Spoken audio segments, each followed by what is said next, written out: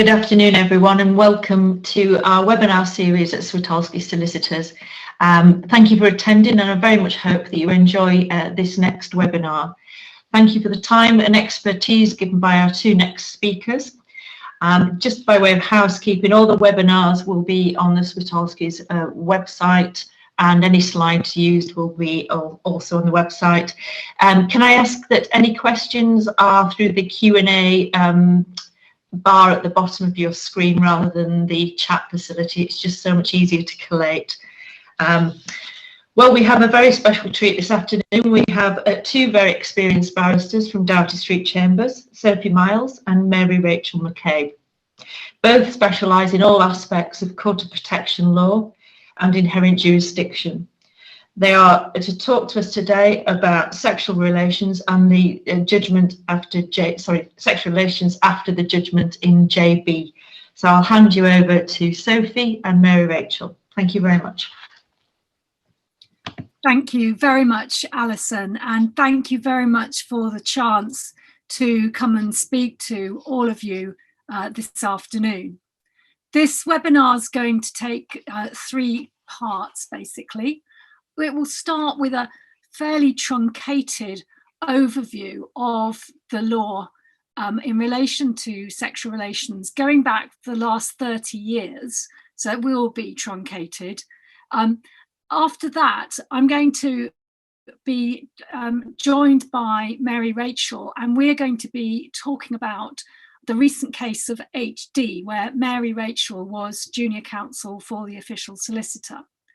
And then we'll have the chance for comments, questions from all of you listening, because we do want to hear your thoughts, your experiences as well.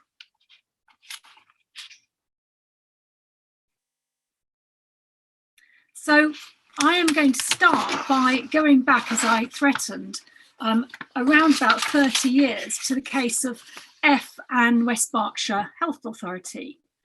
And a number of you will be familiar with this case because we see it almost as a precursor to the Mental Capacity Act.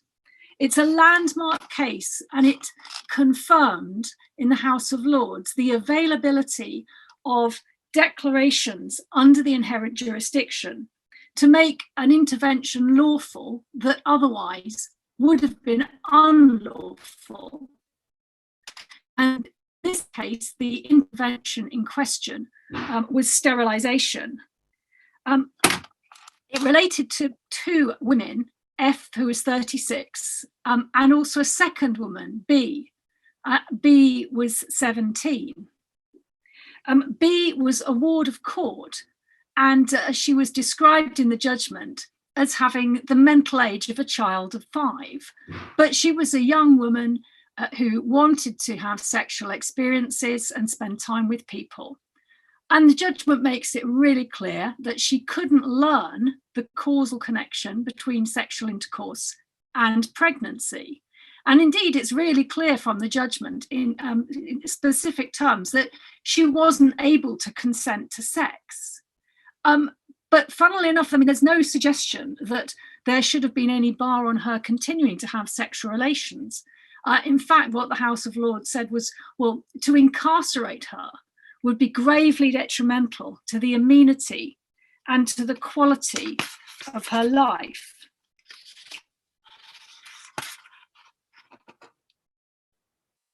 F herself was born in 1953, and she had been a, quote, voluntary patient in a hospital since 1967. So since the age of 14. And she again was described as having the general mental capacity of a 4 or 5-year-old.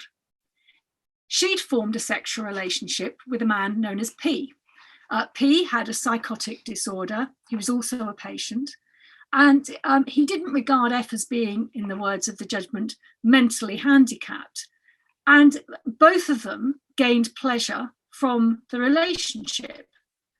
And everyone agreed that pregnancy for F would be a disaster. So that's why the question of sterilisation was being considered. And again, the House of Lords considered that stopping her already limited freedom would be extremely detrimental. So we know that the House of Lords said that it would be lawful for sterilisation to take place in relation to both women. And the judgment was extremely important, and because it was the beginning of the statutory defence, which we now find in Section 5 of the Mental Capacity Act. But I think it's really important to look at the facts and look at how the courts approached at that time people who clearly didn't have capacity to consent or engage in sexual relations were doing so. And the approach of the courts was not to try and prevent that happening, but to try and mitigate the consequences, in this case through sterilisation. So fast forwarding now to the Mental Capacity Act itself. And we're all familiar with Section 27 of the Act. And I've referred to that as the no-go areas. So Section 27 sets out certain areas of people's life where the Act does not permit a best interest decision to be taken. So here we've got some of the excluded decisions. I haven't put all of them in. And they're entering into a marriage or civil partnership, consenting to have sexual relations, and the wording of that is going to become more important later on, consenting to a degree of divorce or consenting to a dissolution order. So we can see that these are some of the really personal areas in people's lives where it would be an absolutely enormous interference for the state to be taking decisions on somebody's behalf. But of course, this sort of throws into very sharp focus the fact that if no decision can be taken on someone's behalf to enter into sexual relations, and if they can't take the decision themselves, then that makes it inevitable that any sexual partner runs the risk of committing a criminal offence. And so if someone is found to lack capacity for the purpose of the MCA to consent to sexual relations, they're almost certainly going to find themselves with a care plan which prevents them from engaging in sexual relations in the first place. So case law in the years after the Mental Capacity Act was implemented focused very much on, well, how do we assess whether someone actually does lack capacity to consent to sexual relations? And several cases, and we'll look at a few, very much focused on, we'll try to identify the information that's relevant to the decision. Of course, even if somebody has capacity to consent to sexual relations, and whatever the test is, a sexual relationship will often bring with it other decisions. It will inevitably bring with it decisions about, for example, contact with the person that you're planning to have the relationship with in the first place. And again, we learned in 2013 in the case of PC and the City of York, that decisions about contact require you to be able to weigh up and understand and use or weigh information about the person that you're going to be in contact with. But what's the position in relation to sexual relations? Did that also require you to be able to understand the weight and weigh up the information about the person that you're planning to have the relationship with? So I'm now fast forwarding again rapidly through the case law to a case called IM, which went to the Court of Appeal in 2014. Now, IM was a woman in her 30s, and she was described as having a somewhat chaotic background. And then sadly, she had a hypoxic brain injury. and suffered cognitive deficits as a result. And the case was brought to court by A, who had been her partner for a number of years before she had the injury. He was described somewhat euphemistically as having a troubled background. He had a significant criminal history. And the question was did IM have the capacity to continue her relationship with B, who'd been her partner? At first instance, expert evidence was obtained, and the expert said that IM could understand what we described as the mechanics of the act and the consequences of sexual relations. So even after her injury, she knew what sexual intercourse meant, she knew what happened, and she was also able to understand the link between sexual intercourse and consequences, such as pregnancy, risk of STIs. But the expert doubted that she could make choices about who she was engaging in sexual activity with. At the first instance, Peter Jackson found that she had capacity to consent to sexual relations. And he went on to say that even if he'd found that she lacked capacity, it would have huge implications for her future, but it wouldn't actually provide her with very much protection. And the reason for that was that there were other areas of life where she lacked capacity. She lacked capacity in relation to her care and her contact with others. And therefore, as a result, as Mr. Justice Jackson went on, he said what will provide her with protection is the fact that she needs continued close support, amounting at times to supervision. And he went on to say, taking AB's position as an example, the opportunity for sexual activity will, for at least some time to come, be limited. So here we've got someone who has capacity to consent to sexual relations, getting a declaration that they've got the capacity, but at the same time, the court is effectively shutting that area off by virtue of making declarations about her IM's capacity to make decisions about her care and about her contact with others, including her partner.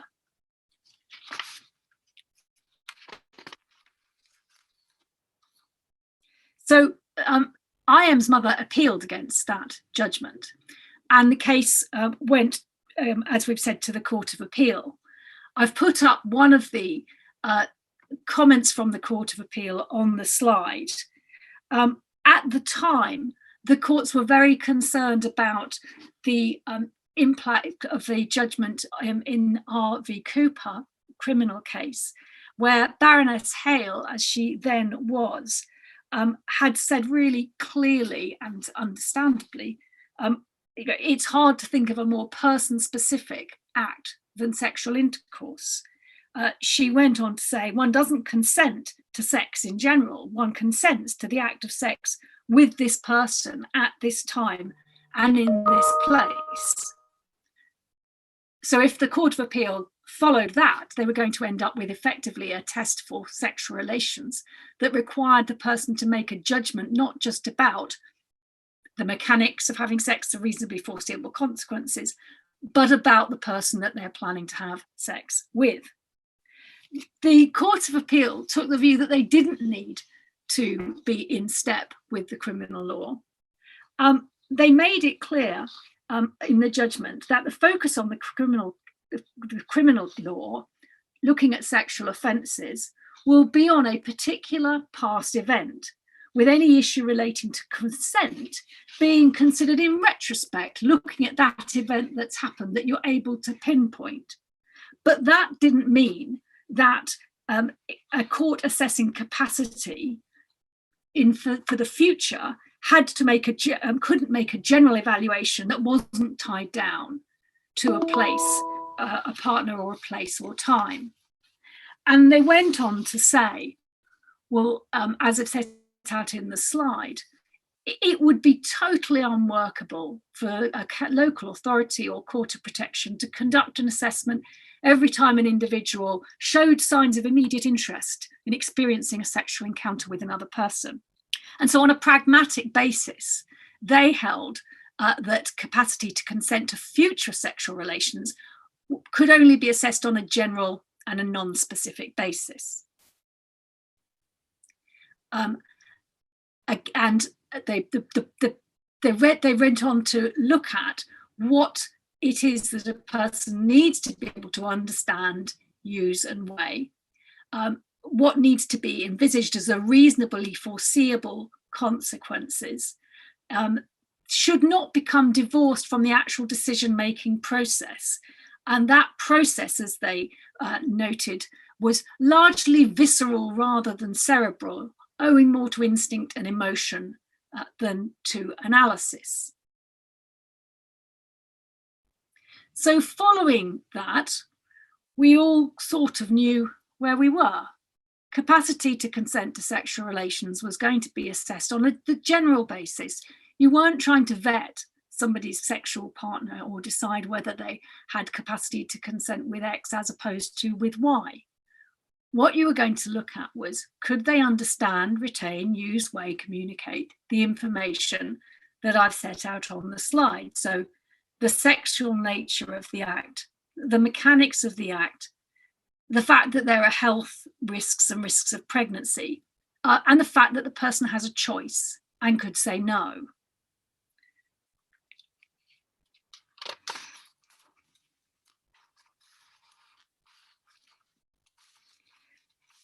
Now, of course, we continue to have the ability to regulate other areas in people's lives. So just as we saw in the IM case, that declarations were being made about her contact with other people, including her former partner, other cases continued to make similar decisions. And an interesting example of that is a case called TZ, which a lot of you will remember. TZ was a gay man of 24. He had mild learning disabilities and he had capacity to consent to sexual relations. And he wanted to be able to go dating and go to clubs and meet up with people and hope that he would become involved in satisfying sexual relationships. So the court looked at what decisions he was going to have to make in order to have the life that he wanted to have. And the court identified that the specific decision he needed to be able to make was, first of all, is an individual that he might want to have sex with safe? And secondly, what support would he need in engaging with that person? So that's a more complicated question, obviously, and the court found that he lacked that capacity to make both of those decisions. Mr. Justice Baker directed that there should be a care plan created that provided him with education and support, but also a support plan that was to be developed with guidance from LGBT groups. It would identify cafes, clubs, places he might like to go. It would develop some ground rules for him, and it would identify the point at which a support worker might intervene if he was putting himself at risk. So again, we've got very much TAZ certainly being allowed, and the idea was he was going to be empowered to develop sexual relationships and express himself sexually. But the circumstances in which he was able to do so were going to be regulated. So the next case I want to look at is a couple of interim judgments by Mr. Justice Hayden, much more recently. These are the two interim judgments in a case called Tower Hamlets and NB. NB was a woman with a global learning difficulty, and she'd been married for more than 20 years to a man called AU. She was very attached to him. They had a daughter who was 20, and all the evidence was that their relationship and all aspects of their relationship was very important to NB. she was described as getting pleasure from the sexual side of the relationship, and there was a point at which AU moved away because he was concerned about what was happening in the case, and NB experienced considerable distress. Although they'd been married for many years and they had a daughter, when NB was assessed to assess whether she had capacity to consent to sexual relationships, it was found that she couldn't understand the link between sex and pregnancy. So plainly, and also STIs, plainly for Mr. Justice Hayden, he was faced with a situation where a finding of lack of capacity would mean a loving married couple being separated. And what comes through both the judgments that he made is his real concern that an inflexible operation of the law should not lead to that happening. He therefore flagged up the possibility that the fact she couldn't understand the risk of STIs might not necessarily vitiate her ability to consent, because he said, well, the practical reality, the specific factual context is she's only going to be having sex with one person. It's a monogamous relationship. The issue of STIs may not really be that relevant. So it's not information that's relevant to the decision. And during the course of discussions, as the case was progressing, both the OS and the local authority appear to have accepted that the case could be tailored. The test of capacity could be tailored to take into account P's circumstances. And of course, if one tailored the capacity, the information to reflect NB's circumstances, she might be more likely to pass the test for capacity, because if she didn't need to understand the link between sex and STIs, then she understood the mechanics, she understood she could say no, she understood the nature of the act.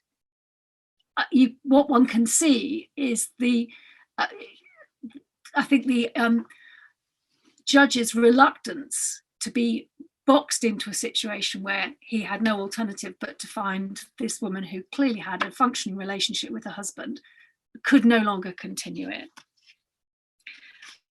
But the worry, I suppose, about when you start to tailor the test to P's circumstances, does that now start to lead us back again towards a situation where we start also assessing the P's partner as well? So that was one of the concerns, in a way, that arose from these two judgments. They are obiter, but they are obviously very persuasive. They're from the Vice President, and there's a good deal of thought that's gone into them. But the final decision in NB didn't result in a judgment, and so we don't really know very much about it. But then, and this is what I really, I think what we're going to probably spend more time looking at this afternoon, along came the case of JB, which really takes us off into a different direction altogether. JB had epilepsy and Asperger's syndrome, and he was believed to lack capacity to make a range of decisions, and he was believed to pose a moderate risk of sexual offending. He had a very comprehensive care package, and he was subject to a number of restrictions. And the purpose of those restrictions was to prevent disinhibited sexual behaviour towards women. So his case was heard by Mrs. Justice Roberts at first instance. And the question that she was asked is, when we're assessing if JB has capacity in relation to sex, do we have to think about whether he understands that his proposed partner has to consent as well as him? So it is well established that an assessment of his capacity had to look at his ability to consent. Did it also have to look at his partner's ability to consent? Mrs. Justice Roberts held that for the purpose of determining capacity, to consent to sexual relations. The relevant information did not include that absent consent of sexual partner, attempting sexual relations is likely to breach the criminal law. And therefore her finding at first instance was that JB had capacity to consent to sexual relations, and the local authority appealed. So JB had capacity to consent to sexual relations, and the local authority appealed, and is a pretty magnificent judgment from Mr. Justice Baker with Lord Justice Baker and Lord Justice McFarlane, Lord Justice Singh. So a very strong tribunal here, giving the judgment of the court and talking about the three imperatives that the court has to consider. Autonomy, that lies at the heart of the Mental Capacity Act, and underpins the purpose of the United Nations Convention on the Rights of Persons with Disability. So that's the first one. Then the protection of vulnerable persons. So we're really familiar, if we're practicing the court of protection, with the tension between those imperatives. But then he brought in a third imperative, and this is the one that became the sort of deal breaker in this case. It's the obligation of the court of protection to adhere to general principles of the law. So we're not just focusing on the rights of P, but we're focusing also on the rights of others. So it's a pretty magisterial survey of all the relevant case law. And if you ever need to bone up on this area of law, please do just look at the Court of Appeal judgment, because it really tells the whole story of the developments in the jurisprudence in this area. And significantly, Lord Justice Baker starts with the decision in MB, asking a key question. How is one to assess whether someone has the capacity to consent to sexual relations, to choose whether or not to engage in sexual activity? And that's a sort of a key distinction here.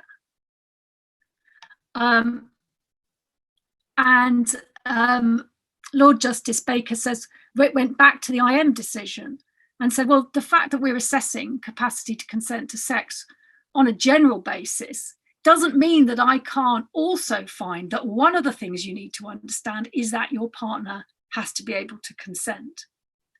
And where he went on to say that giving consent to sexual relations is really only part of the decision-making process. The fundamental decision is about engaging in sexual relations. And in this case, it's JB who is trying to initiate the sexual relations. And it's not, we're not just looking at his capacity to say yes to somebody who initiates relationships with him. What we've got to look at is how is he able to make the decision to initiate those relationships? And Lord Justice Baker went on to say, well, that is how the question of capacity should normally be assessed in each case. And so once you've heard that's the way he's going to approach things, it's pretty clear that the capacity of the other person to consent is going to become relevant. And so he disagreed with Mrs. Justice Roberts' assessment. And one of the reasons why that he disagreed, the points of disagreement, which I think is going to be relevant when we start to look at how things have worked out since that case. He said he respectfully disagreed that this is a, quote, refined or nuanced analysis, which would not typically inform any decision to consent to such relations made by a fully capacitous person. So he's suggesting that it doesn't really it's not that onerous to add this requirement into the relevant information that each person needs to understand, retain, use, weigh, and communicate. Rather marvelous phrase in paragraph 98, no man is an island. And he goes on to say that this is a well-recognised principle. Article 8 rights are not absolute, and have to be balanced against each other. And although the Court of Protection is largely responsible to P, it also has to be part of the wider system of justice, protecting society as a whole. So that's a fairly key paragraph there. And therefore, where it leaves us is that the relevant information, says Lord Justice Baker, when we're assessing capacity to engage in sexual relations, may include, and the may is important, it's the sexual nature of the act, the fact that the other person must have capacity to consent and does consent, the fact that P can say yes or no, pregnancy is a reasonably foreseeable consequence of intercourse between a man and a woman, and there are health risks of STIs, and that a condom can reduce those. Well, are these always going to be included, though? Lord Justice Baker said that it's of considerable importance to decide whether those are always going to be included or not. But because that issue wasn't actually before him, he decided that it would be prudent to refrain from commenting. So possibly a missed opportunity, but one can see why he didn't want to weigh into an area which wasn't actually before the court at that time. However, as we've seen, the question of tailoring the decision, the information to fit around P has got a bit of a pedigree now. So we've already looked at TZ, and TZ was assessed as having capacity to consent to sexual relations. And as a gay man, it was held that he didn't really need to worry about the understanding about the consequences of pregnancy. NB, again, we've already looked at, and we see that the question of tailoring came in there. And then on a slightly different topic, B and a local authority in the Court of Appeal, case about what do we need to understand to make decisions about the use of social media. The Court of Appeal approved that a checklist given by Mr. Justice Cobb in that case in relation to social media could be adapted to the facts of the particular case. So I think I'm guessing that tailoring is with us. But there are going to be some things that are perhaps non-negotiable, and we'll see when we have the discussion with Mary Rachel shortly, where that lies, where that boundary lies. What are the things that are always going to have to be considered, and what are the things that are perhaps a little bit more peripheral? So the official solicitors has applied for permission to appeal to the Supreme Court, and a decision is hotly awaited. But where does this leave us? So just a couple of thoughts before I bring in Mary Rachel and ask her a few questions about her recent experience in the case of HD. There was a really interesting article by Lorraine Curry, who's a leading social work practitioner in community care. She really welcomed the decision because she thought in JB, because she thought it was more realistic. She makes the point that this has to start way back, she says. It has to start with a rights-based approach from the earliest possible age. So we've got to start educating people early so that they can meet this higher test, so that they genuinely understand about consent, not just their own consent, but that of other people. She says social workers will have been driven to distraction by an assessment of capacity for sex, where the bar is so low and the rights are so high, it's almost impossible to find that the person doesn't have capacity. But then once you've found that they do have capacity, the risks are absolutely huge when they try to exercise that capacity. So that's one way of looking at this test, that actually what this is doing is kind of making things more realistic. There are going to be more people who are found not to have capacity to consent to sexual relations under this new test. Where does this leave us in terms of the impact on other cases? Well, I think risks to others is going to be perhaps more prominent when it's applied as part of the best interests matrix. I can see it becoming relevant for people leaving inpatient forensic settings. I think their capacity to consent to sexual relations is perhaps more likely to be assessed and considered when planning what's going to happen in the future. I will be interested to see whether it changes the number of cases that come to the Court of Protection for authorisations for deprivation of liberty. But it's also vital that if more people are assessed as lacking capacity, they're then going to be supported to attain it. And a reminder of a case called CH, which I think was brought by Switalskis, an approval of a claim for damages for violation of Article 8 of the ECHR. CH was a married man. He had a 7-year relationship with his wife. He was then assessed as lacking capacity to consent to sex. His wife was warned of a possible prosecution if she continued in their sexual relationship. The plan was that CH was going to be offered psychological support in order to attain capacity, but he wasn't. And so his wife moved into the spare bedroom and started acting sort of rather coldly towards him. And this went on for about 15 months.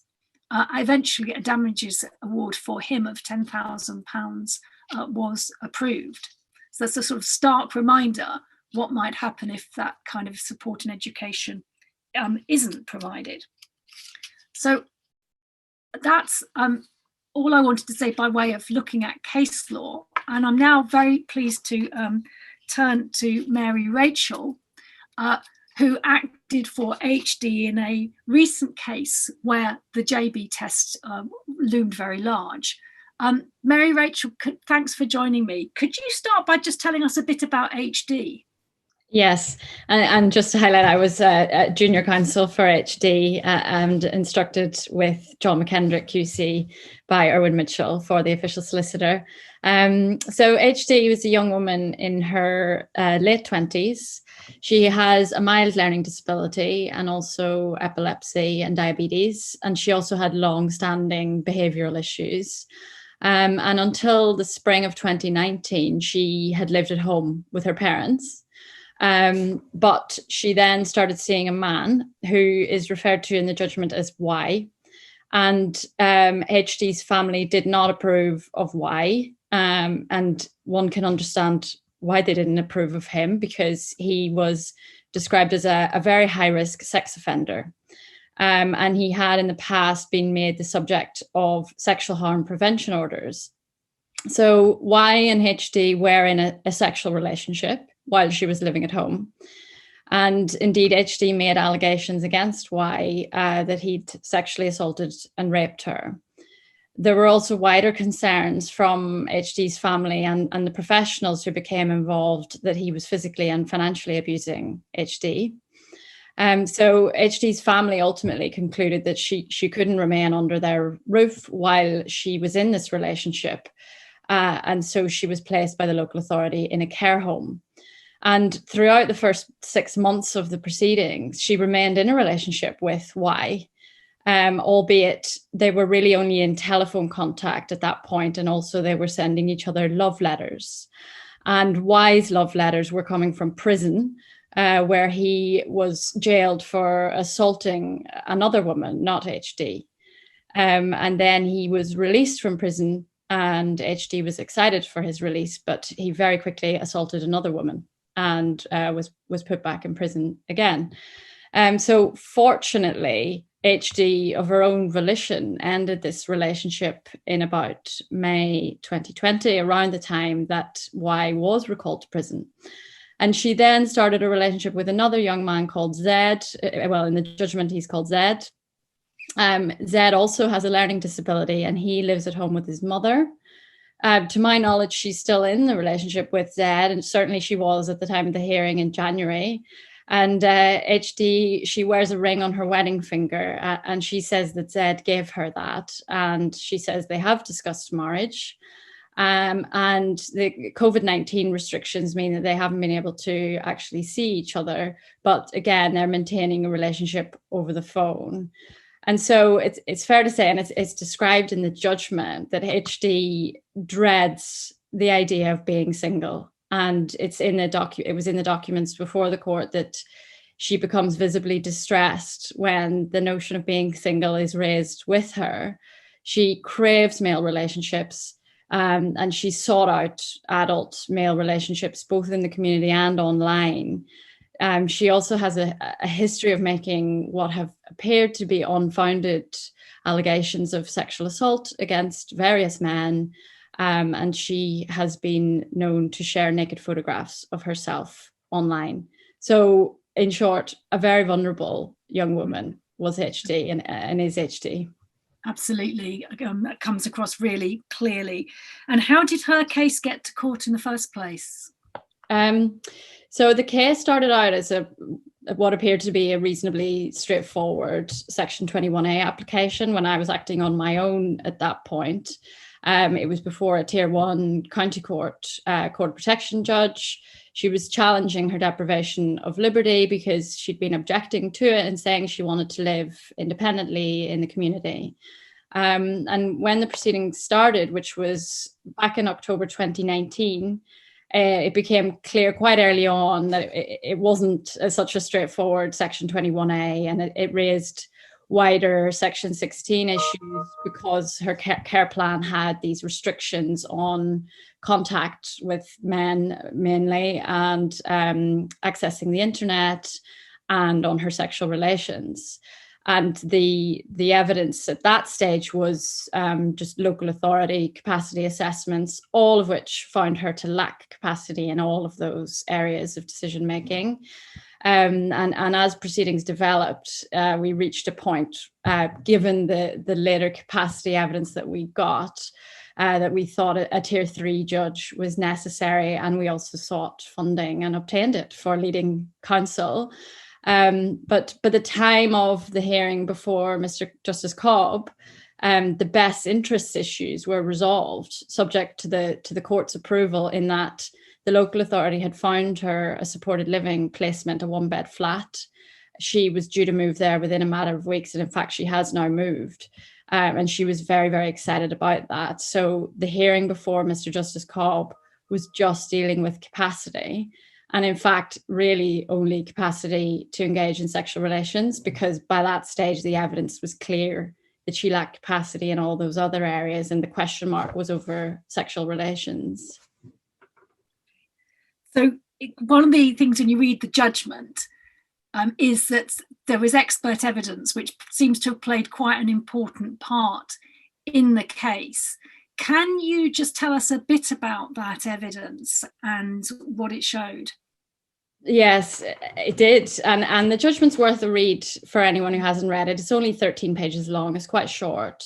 But as I said, so at the beginning of the proceedings, the local authority evidence was that HD lacked capacity in all areas, including on sexual relations. And so the court gave us permission to instruct an independent expert to consider all of those areas. And as is the nature of these things, it was delayed somewhat, obtaining that expert evidence. But in the meantime, while we were obtaining it, HD was provided with psychology support and a package of education on intimate relationships. And that's mentioned in the judgment, that in particular, the education focused around power, risks, sexual health, and lying. So it was, it was really comprehensive, and I thought really good package of education that she was provided, and it was funded by the local authority. And HD worked really hard on these issues. She did have a level of understanding that she needed to jump through these hoops, as it were, and she engaged very well in the sessions. So then there were 3 expert reports in the end from an independent clinical psychologist. And the first 2 reports concluded that she lacked capacity in all areas, but she had capacity to consent to sex. And that was on the basis of the pre-JB test. It was clear that the education had worked for her and that she had attained capacity to engage, to consent to sex. But the need for a 3rd report, unfortunately, arose out of the decision in JB. We were still awaiting a hearing date in the High Court. And so the parties wrote a supplementary letter to the expert and said, can you consider this additional piece of relevant information? And unfortunately, the expert concluded on the basis of this additional piece of relevant information that she lacks capacity to engage in sex. So the judgment in paragraphs 24 to 26 quotes from the report, and there are some interesting comments, potentially troubling comments made by the expert, as I know you've written about, Sophie. But basically the expert said, and it's quoted in the judgment, that HD was only just on the side of having capacity under the pre-JB lower test. And the expert suggested that Z, who's her current partner and who also has a learning disability, he questioned whether he might lack capacity to engage in sex. And so the expert said that this raised the question, do these two people both have capacity to consent to have sex with one another? And the expert said in his third report that he thought that this would involve undertaking capacity assessments of both of them and with both of them, because otherwise, he said, we're effectively asking both parties who are known to be intellectually impaired to be undertaking something like their own capacity assessments of one another. Now, it's fair to say everyone was somewhat perplexed by this evidence, and so he was questioned during the hearing. He gave oral evidence during the hearing, and he really did underline the difficulty in assessing whether whether HD or someone like HD does or does not have capacity in relation to engaging in sex. And he said, and this is quoted in the judgment, the test makes more sense when one has capacity, but when two people may lack capacity, we get into the problem of circularity. We're then asking the question of both parties. Each party must make some appraisal of the other's capacity to consent. You can only solve the problem by engaging with both parties. And I think, it's fair to say everyone in the hearing was struggling to grasp this, because here we all are struggling to assess HD's capacity, but yet we're expecting her to assess her potential partner's capacity. And so the expert unfortunately did conclude that he didn't think that HD could achieve an understanding of the need to assess the capacity of her sexual partner. He said that's beyond her ability. That was his opinion. And he was also unfortunately quite doubtful whether even further education could help her. And he said at best she could be supported to understand this in relation to an individual partner, but he recognized that the test is not person specific. So that was the expert evidence, which left everyone scratching their heads a bit by the end of the hearing. Because in a sense, that's quite an abstract concept, isn't it? So we're looking at someone who's already got a learning disability. We've given this very simple information about the mechanics, the pregnancy, STIs, use a condom, you can say no. But then you're asking someone to sort of look inside somebody else's head and work out what their ability is. So, when in the Court of Appeal, Lord Justice Baker says, well, I don't think it is a very nuanced or complicated question. Actually, it can be really difficult in the circumstances that you're describing. Yes, exactly. And so the evidence of the expert was really that HD did understand that her partner has to consent. She understood that. And that if he chose to say no at any point during the sexual relations, that she would stop. But what the expert said she couldn't reach was understanding, retaining, and using and weighing that not only did he have to consent, but he had to have capacity to consent. And that is an abstract issue. It's hard for us to grapple with. And I have no doubt it's going to be very difficult for any learning disabled individual to cross that threshold. And was there anything else the court could do? I mean, was it, we've looked at sort of tailoring to the facts of the case. Before I turn to the tailoring, I'll just briefly say that there was other evidence from HD's safeguarding manager who'd been helping her with the education package. And she had assessed HD as having capacity, but under questioning by both advocates, she accepted she hadn't applied the new piece of JB relevant information, and she accepted that HD couldn't grapple with that. So the parties were bound to accept the evidence. In fact, there was nothing really for the court to decide in the end because the evidence was so clear.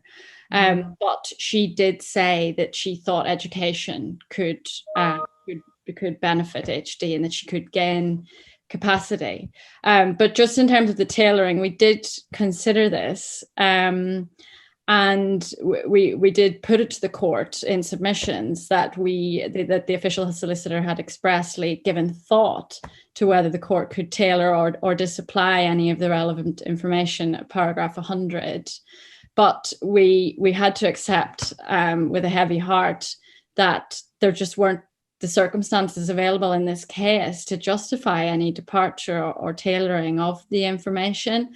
I think I can see how in other cases, such as a same-sex relationship, obviously the person wouldn't need to understand the risk of pregnancy, or in the NB case with a long-term married couple, the risk of STI might not be there. I can see where there is scope for tailoring in the future, but certainly we couldn't see that scope within HD's case. And I'm afraid I can't envisage any case where the tailoring would involve removing the JB additional piece of information, because other than, the only reason we can give is we want them to cross the threshold. I don't think there's a logical or rational reason that we can give for that. And the court agreed with that. The judge said at paragraph 28 of the judgment, there's no proper basis for distinguishing HD's case from the ordinary run of cases, which it seems to me were contemplated by Lord Justice Baker. So he was bound by JB, and so unfortunately there's been a declaration that she lacks capacity to engage in sexual relations. And what's the impact of that for her? She's likely to be devastated. I haven't been involved in delivering the news to her, but she did attend the whole hearing, and she could definitely, you could tell from her face that she understood on some level some of what was being discussed, and she did look devastated, it's fair to say, at the end of the hearing, and that's before we even had a decision. And just to emphasize in terms of the impact, she was in a sexual relationship previously. She lived a very free life, as it were, until about a year ago. And she had these plans to develop her relationship with her partner when she moved to her flat. And now she's moved to her flat and she doesn't have that opportunity. And again, thankfully, though, the local authority has agreed to provide a further package of education. We're quite lucky in this case that the local authority are very proactive, and they actually do quite want her to have the opportunity to have sexual relations. But of course, she feels she's already jumped through all the hoops, and now she's having the goalposts have widened for her. So that's very, very difficult for her. Okay. I'm going to sort of throw this open for questions in a second, but before we do that, what advice can we as practitioners give to, say, families of those with learning disabilities or litigation friends when we're acting for them? These questions arise.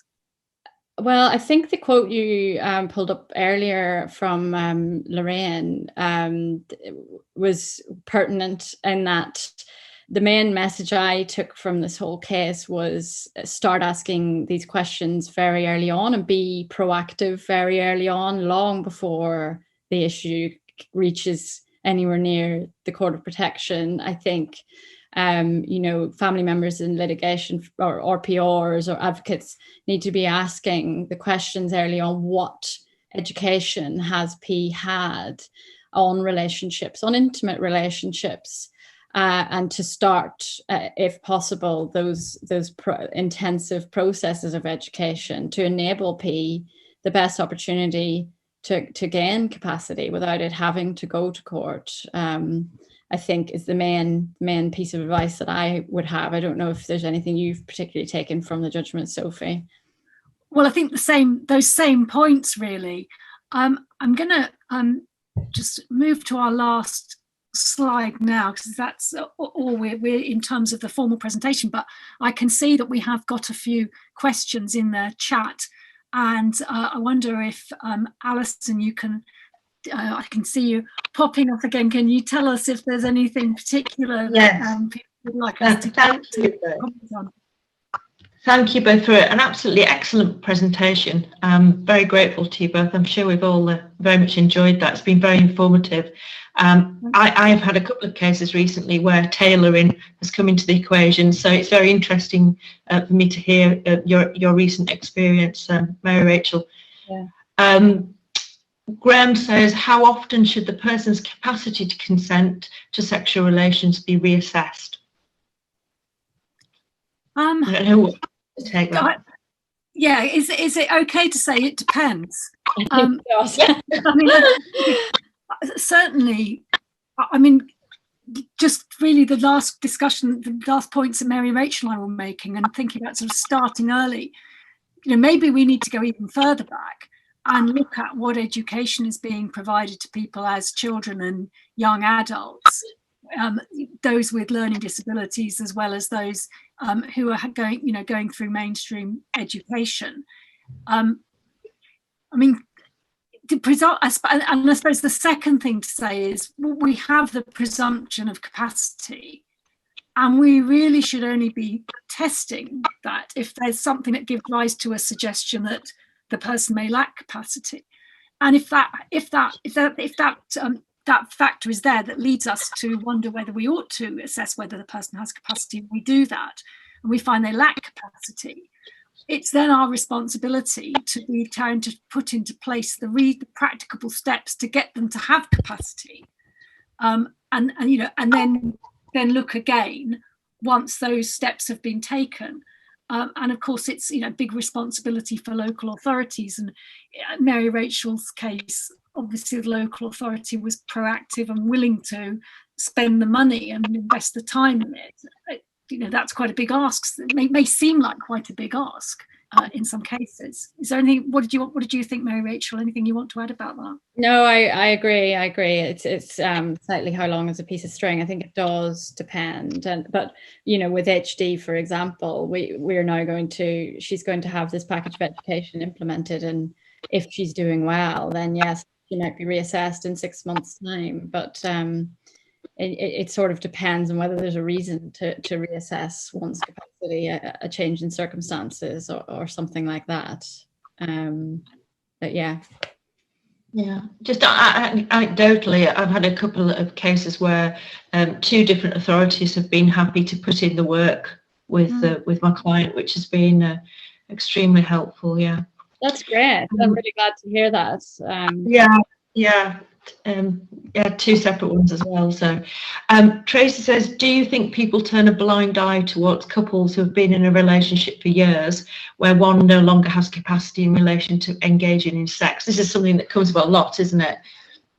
Yeah, I think possibly. I think to be fair though, there are probably lots of couples who have no social care involvement. There's never there's never been a need for social care to cast an eye on their relationship, so they're carrying on with their private life. But so yeah, I think that probably does happen in practice. But in terms of once social care does come across a case, I'm not sure. That's not something I have experience of. But perhaps Sophie, you've encountered that, or Alison. Well, yeah, I mean, sometimes in care homes, it becomes more difficult perhaps for a blind eye to be turned. Yeah. When a relationship is going on and there really is concern, but I think the answer to the question is quite possibly yes. In the way that we saw going on, 30 years ago in the Echr case, which is exactly what was happening then. Yeah. And Peter says, thank you for an excellent presentation. You have taken us on a journey. I agree with that. Do you have a view about the direction of travel and where this challenging area may develop further? I wish I did. I mean, I think in the immediate term, I think the next step is obviously hearing whether the Supreme Court grants permission. What they'll do with the case, I've no idea. You know, because it clearly is a genuine dilemma. All the points in the JB judgment in the Court of Appeal are really powerful. Yeah, I completely agree. And something I didn't mention, what Mr. Justice Cobb did say during our hearing, this comment didn't make it into the judgment, but he did say in open court that HD's case demonstrated how complex the law had become in this area. And I think that's right. It has become very complex, but equally, you know, there is a balance between autonomy and protection here. And I can see how understanding the need for your partner to be consenting is an important piece of relevant information, but does it set the bar too high? I also think it probably does. So I'm not as learned as Supreme Court justices, so I don't have the answer, but I'm hoping if Supreme Court does grant permission, I don't know what they're going to do. They could go back to basics. You know, they could just start again from scratch. You know, will they go to the pre-JB test? Will they decide something completely different? Will they decide on a person-specific test? That's probably unlikely because everyone thinks it's unworkable. But equally, the way things were pre-JB was, oh, you have capacity to consent to sex, but you lack capacity on contact. So we're going to risk assess everyone you have contact with. So it's effectively person-specific through the back door anyway. So I think difficult issues. Really difficult, really difficult. Okay, Gareth says, if NB had not been assessed to have capacity to consent to conditions, could a case have been made that Section 27 of the Mental Capacity Act is not compliant with the ECHR? Oh. Ooh. Well, it's difficult, isn't it? Because, you know, we still come up against these competing priorities, and the need for the protection of people against what would otherwise be, you know, sexual violence, you know, and a sexual assault. So I think it's a really tricky one. Yeah, I assume they mean, Gareth means not compliant in terms of a breach of Article 8, but you know, it's not an absolute right, is it? So that's one to, I think someone could probably write a PhD on that. That's a challenging question. I've just got one more question for you ladies at the moment. What about the scenario where a young couple are having a sexual relationship, only one of the couple is known to the local authority and no issues regarding her capacity regarding sexual relations, but when the social worker has met the partner, there is a feeling that this person may lack capacity, but no involvement with services and no capacity assessments undertaken. Query safeguarding. Do you want to comment on that? Well, again, I mean, I think these are real dilemmas for social care practitioners, aren't they? I think, you know, we live in a time where people are concerned about risk. Rightly, nobody wants to be the person who's allowed someone to be exploited sexually effectively. So, you know, it might find its way to a safeguarding alert, and that might lead to an assessment of capacity, and that might lead to a finding that the person has capacity, or it might lead to a finding that they need support, and with that support they will gain capacity. So I think, you know, the use of the MCA itself isn't necessarily a bad thing in this situation, because it might be the gateway to getting the help that the person needs to make that decision. Is there, I mean, Mary Rachel, what do you think? No, I have nothing to add to that. I think that's right. I think all of these issues are very difficult, and that's apparent from the fact that the courts have been grappling with them for many, many years now. Yeah. Well, those are the questions to you both as a panel. So can I just say it was, reiterated, it was an excellent presentation, a very lovely format, We've all learnt a lot, and thank you so much for both of you for your time today. I very much appreciate that. Good afternoon to you both, and good afternoon to everybody that's been watching. Thank you. Thanks very much. Thank you, Alison. Bye-bye. Been lovely to speak to all of you. Yeah, thanks so much for having us. Bye. Bye. Bye.